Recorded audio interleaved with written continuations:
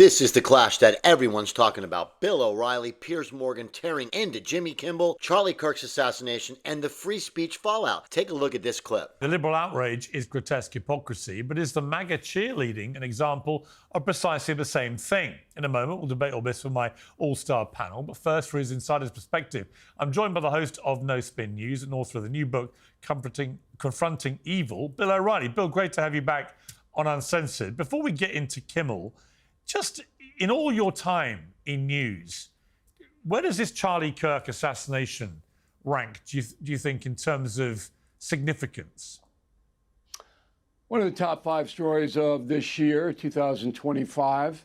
It will be not forgotten, I don't think ever, in this generation, because all of America focused, and it's hard to get the folks to do with the cell phone era. A lot of people don't understand the story and what really happened there.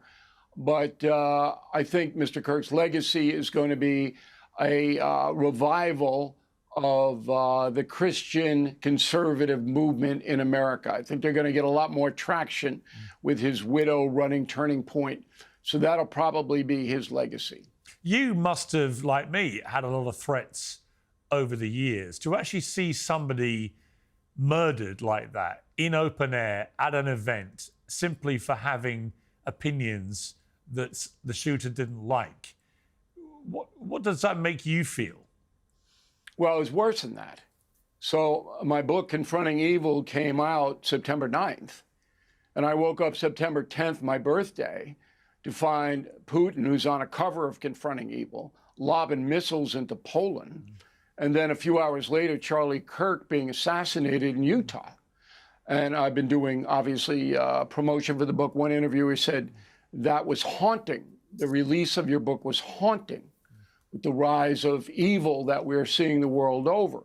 And I think that was accurate.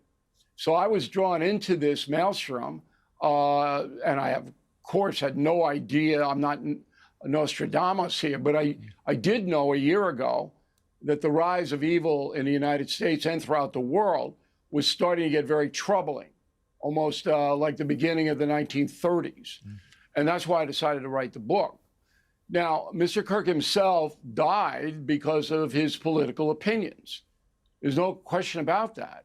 That's why he was targeted. Did you catch that? Liberals suddenly discovered free speech when Jimmy Kimmel's in the hot seat. The same people who built their careers gleefully on canceling others now cry foul when the boomerang comes back around. That's not principle. That's hypocrisy dressed up as outrage. And the unintended consequences have now gone into all kinds of different areas of expression.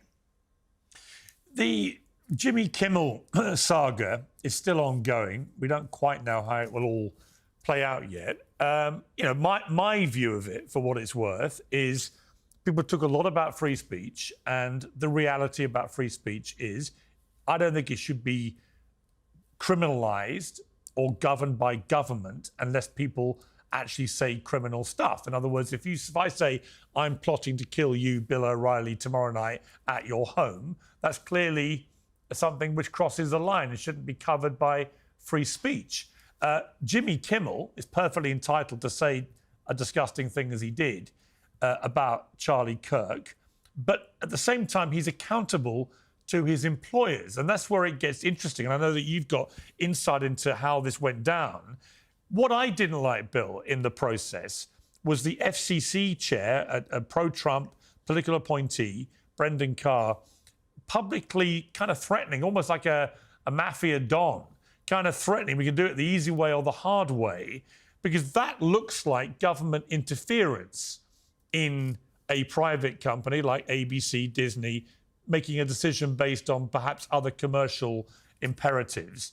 What did you feel about that part of it? Because it's that part of it that I think most journalists are concerned about. Well, if I were Mr. Carr, I would not have made the statement, but he has the power to do so. So the 3 networks, and people around the world don't understand that, the 3 networks use what they call the public airways. Therefore, there are government regulations on them that they must operate within the public interest. That is the headline. So ABC, NBC, CBS have to operate within the public interest. That's subjective. But Carr has the right to go in and investigate anything that he believes is not in the public interest. And I'll submit this to you.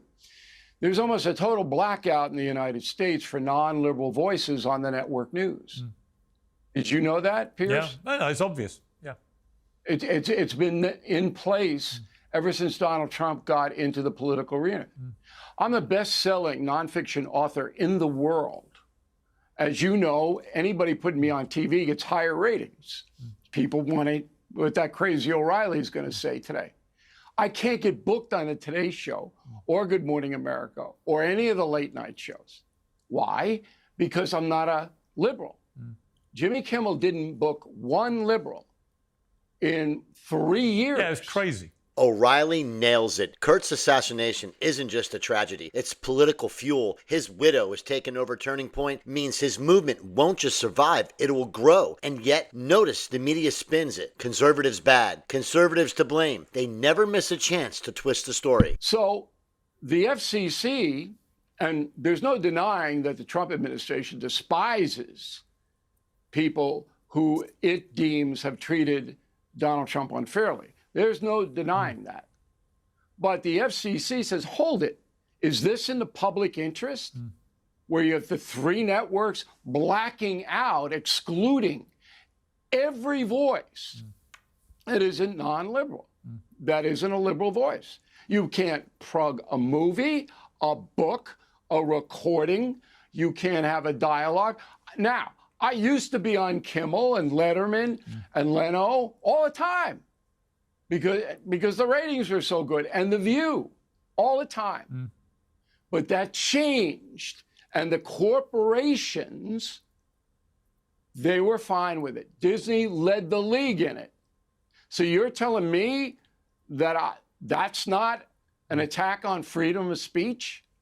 So these 400 movie stars, TV stars, oh, Jimmy Kimmel, oh, well, what about the blackout? And I'm not a what about guy. I'm not. That's ridiculous. You gotta keep it into what you're talking about here. But there wasn't a word from the left because the left benefited from this. And that was the biggest assault on freedom of speech I've ever seen in my lifetime. Now, for Kimmel, the reason he got taken off the air, and this is, again, people who don't live in the United States, the stations in states like Utah and Idaho and Mississippi and Alabama are getting crushed by their viewership. So why are you running this guy every night hating Trump? Every night, why are you doing that? So the stations themselves are under pressure from their audience, not in San Francisco or LA or New York.